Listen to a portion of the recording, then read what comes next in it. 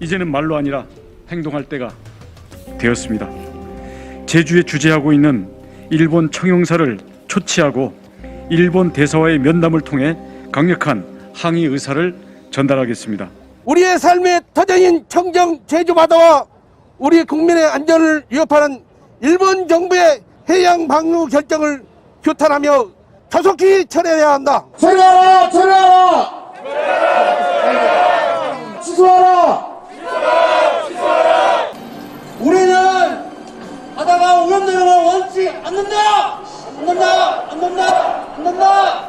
들으신 대로 지난 13일 일본 정부가 후쿠시마 제1원자력 발전소에 오염수를 방류하겠다고 결정을 했죠. 대한민국, 우리 전국적으로는 거센 항의가 이어지고 있습니다. 원희룡 제주도지사에 이어서 제주수협조합 그리고 스쿠버 다이버 협회의 집회 현장 소리를 직접 들어보셨는데요. 참 개탄스러운 일입니다. 제주도민들의 분노가 가장 클 수밖에 없을 텐데 TVN 제주교통방송의 심호주 기자 연결합니다. 신 기자님. 네, 안녕하세요. 방금 전에 원희룡 지사의 목소리 그리고 제주수협조합의 조합원분들의 목소리를 들어봤는데 네. 자, 일본의 방사능 오염수 방류 이제 2년 뒤로 계획이 돼 있는데 제주도 바다에는 이 오염된 오염수가 언제쯤 도착이 되는 건가요? 네, 우선 2020년에 독일의 헬르몰츠 해양연구소가 공개한 시뮬레이션을 보면요. 네.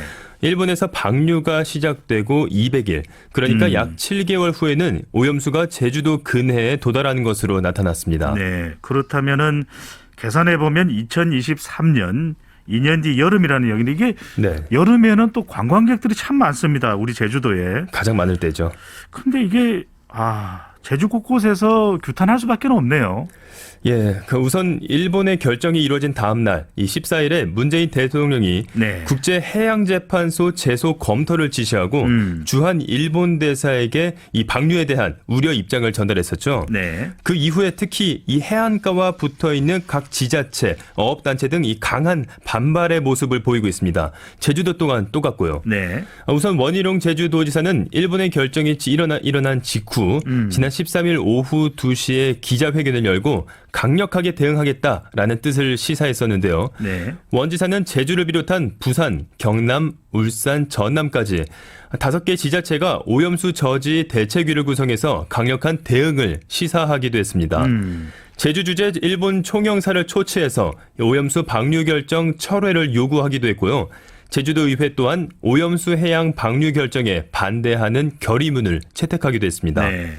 이와 더불어서 좌남수 도의장은 이세키 요시야스 제주 일본 총영사를 불러서 네. 원전 오염수 방출 결정에 강력하게 항의하기도 했고요. 제주도민들의 반대 입장을 일본 정부에 전달해달라라고 네. 요구한 바도 있습니다. 일본 총영사 또한 제주도의 상황을 본국과 공유할 수 있도록 협력하겠다고 답한 그런 상태입니다. 일본 제주총영사가 이세키 요시야스인데 이분이 뭐 좀 실질적인 책임 관련 발언을 했습니까? 책임 관련된 발언을 이제 조금 전에 말씀드렸다시피 이제 제주도 상황을 본국과 공유하겠다 네. 이 정도로만 답한 상태입니다. 좀 책임 회피성 발언이 아닌가 이런 생각도 드는데 제주도는 지금 우리 어민들의 어업도 있죠. 해양 레저나 관광업을 하는 도민분들 생업까지 치명적인 피해가 있는 것 아닌가 강력하게 반발하고 있다면서요. 예, 맞습니다. 말씀하신 대로 이 제주도 내 시민사회단체로 구성된 네. 탈핵 기후위기 제주행동과 이 제주도 수중 레저협회 등 이 레저업계 관련자들은 지난 19일 오전 제주시 주제주 일본국 총영사관 앞에서 네. 연달아서 또 기자회견을 열었는데요.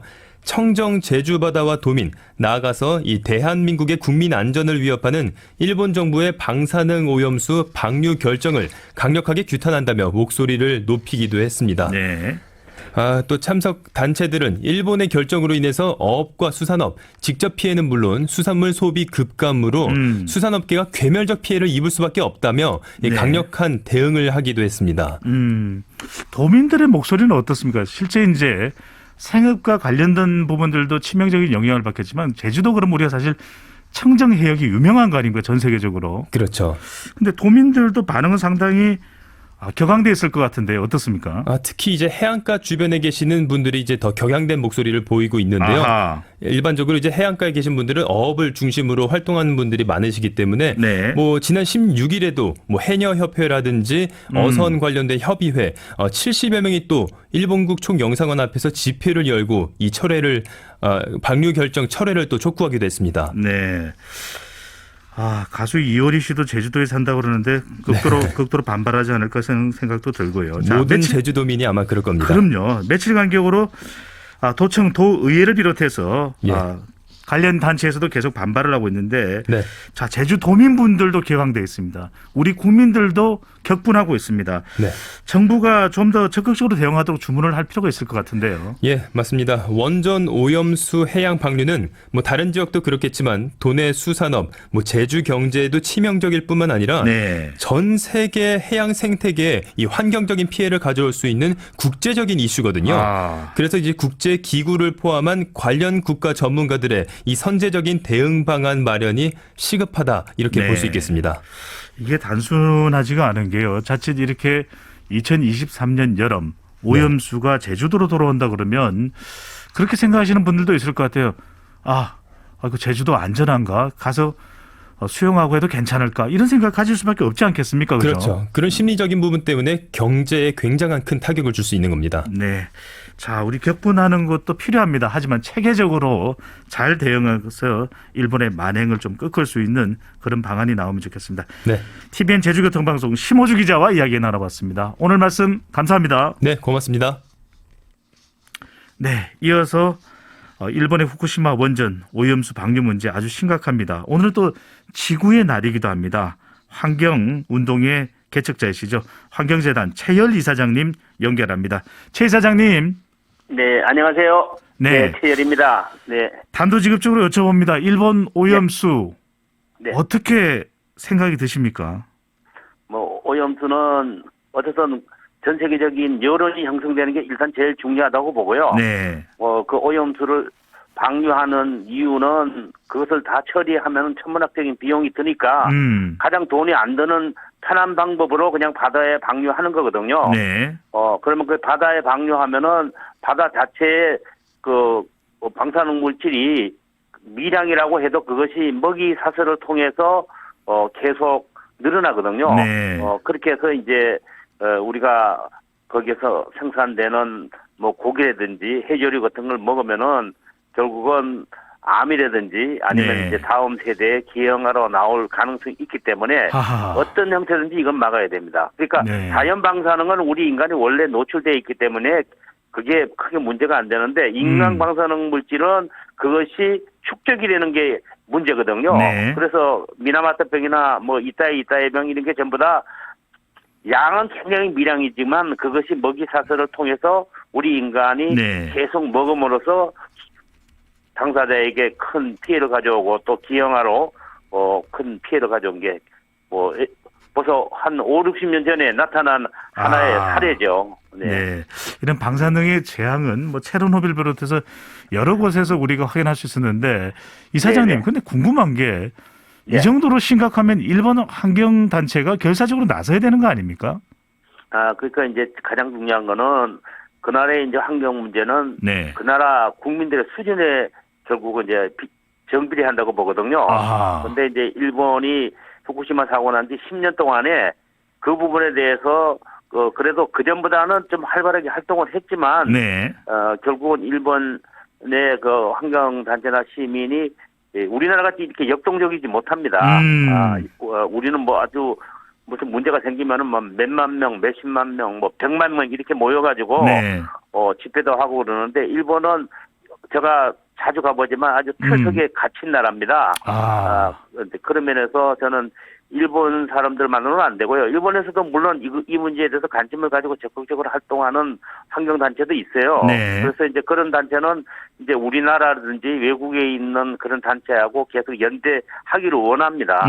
그래서 저희들은 계속 그런 활동을 해왔지만은 네. 일본 자체에서 정부가 결정하니까 그 전에 결정하기 전까지는 일본의 여론이 반대하는 게 더 많았는데 이번에 결정하자마자 여론조사를 했더니 찬성이 더 많아졌거든요. 그런 걸 그런 걸 보면은 결국 여론의 형성은 국민들이 관심을 가질 수 있는 아주 자세한 프로그램이 필요해요. 네. 그러니까 방사능 물질을 그냥 버리면은 뭐 바다가 워낙 넓으니까 희석이 돼서 그냥 문제가 없다. 이제 이런 식으로 상식적으로 생각하지만은 네. 그렇지 않은 구체적인 사례를 얘기해야 되고 또 방사능 물질은 바다에 버릴 수 없는 그것이 1950년대 벌써 그게 법으로 국제법으로 만들어진 거거든요. 아하. 만들어진 건데 이제 그 부분에 대해서 1990년 2000년대 초에 이제 러시아에서 핵 잠수함이라든지 핵물질을 네. 그 러시아 그 동쪽에 버린 적이 있습니다. 그때 아하. 이제 일본 정부나 우리나라도 이제 반대하고 그랬는데 그때는 반대를 하는데 자기 나라에서 문제가 그렇게 심각한 것을 반대하지 않고 그냥 네. 그대로 있는다는 거는 그것은 시민의식이 그만큼 부족한 거죠. 네. 지금 최 이사장님께서도 이 네네. 오염수 방류가 얼마나 심각한지를 말씀해 주시고 있는데 일본 정치인 중에서는 이거 처리된 것이다. 마셔도 된다. 그렇다면 네네. 일본 정치인들이 마시면 될 텐데 왜 방류를 하는 겁니까?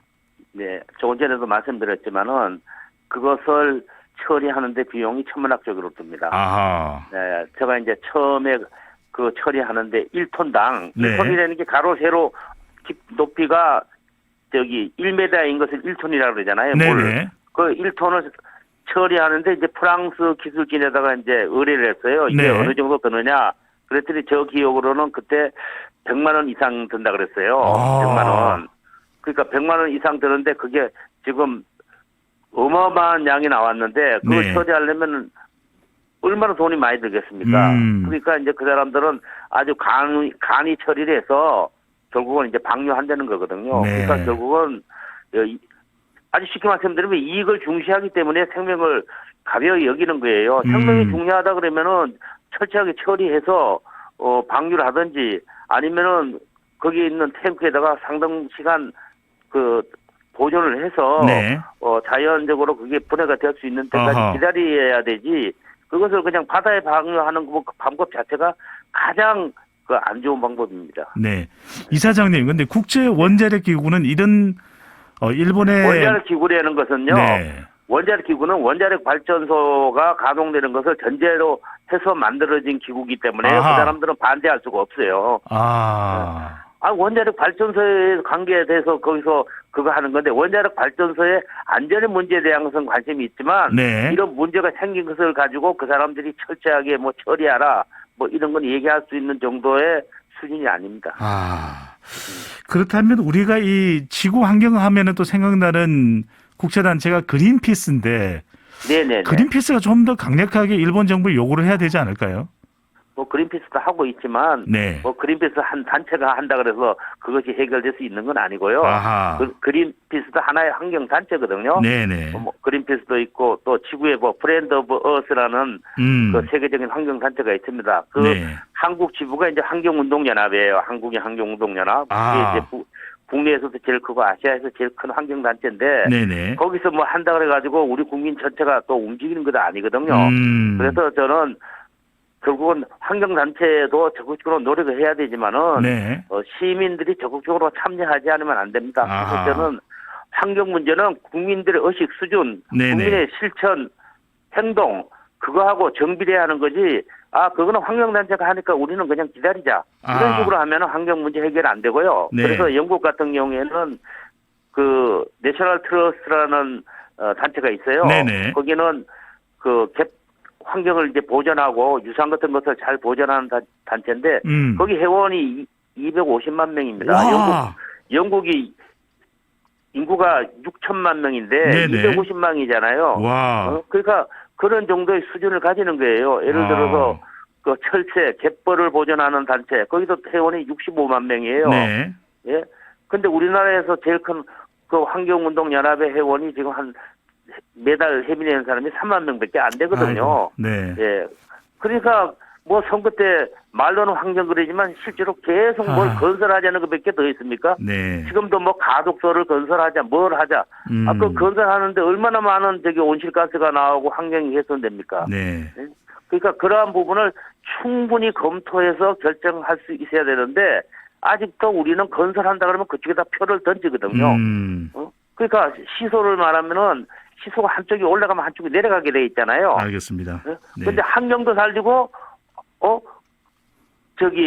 그 환경을 네네. 훼손하면서 환경을 살린다는 거는 그거는 시소가 결국 부러지는 수밖에 그렇군요. 없는 겁니다. 건설하니까 또 우리 이사장님 하나셨는데 오늘이 네. 이제 지구의 날입니다. 지구의 날은 네네. 우리가 어떻게 인식을 해야 되는 날일까요? 네, 지구의 날이라는 게 사람들이 제가 이제 지구의 날이 1970년에 이제 미국에서 만들었어요. 네네. 미국에서 만들어가지고 이제 그해 이제 미국의 국회도 쉬고 그 학교도 쉬고 해가지고 한 2천만 명이 지구의 날 행사를 했습니다. 네. 행사를 했는데 그 한 해를 하고 그냥 20년을 그냥 지나다가 1990년에 이제 미국에서 지구의 날 행사를 전 지구적으로 하자. 아하. 그래서 이제 1990년에 지구의 날 한국위원회도 구성되고 제가 그때 이제 상임 집행위원장을 했어요. 네네. 네, 그때만 해도 지구 환경 용량이 초과하지 않았습니다. 근데 이제 지금 결국은 40년이 지났잖아요. 네네. 1990년이니까 이제 30년 지났는데 지금은 지구 환경 용량을 1.7배를 초과했어요. 아하. 지구 환경 용량을 초과하니까 나타나는 게 이상기후로 나타나는 거죠. 그래서 호주 같은 경우에는 지난번에 7개월 동안에 산불이 난 거는 결국은 그만큼 기후 환경이 열악해졌기 때문에 산불이 난 거거든요. 몸살이 난 거네요. 네. 그렇죠. 몸살이 난 거죠. 그래서 지금 현재 기후 환경 문제로 난민이 한 1,500만 명 정도 됩니다. 네. 네, 그러니까 이대로 이제 가면은 우리 인류가 살아남을 수 없다. 아. 그래서 이제 오늘도 네. 지금 전 세계적으로 이제 그 지구의 날 행사를 하고 있거든요. 네네. 그래서 우선은 그 바이든 대통령이 이제 새로 되고 난 다음에 오늘 4월 22일, 23일 전 세계 40개 나라의 국가 원수와 네. 기후 환경 문제를 위한 그 정상회의. 정상회담을 이제 네네. 합니다. 거기서 이제 또 여러 가지 나오고요. 그다음에 이제 우리나라 같은 경우에는 오늘 오후 8시에 네. 10분간 소동을 합니다. 전 국민이 동참해서 10분간 소동을 해서 이사장님께서 정답을 말씀해 버리셨어요. 네. 저희 퀴즈를 냈는데 네. 네, 소등 시간 몇이냐 이거 그게 이제 퀴즈인데. 네.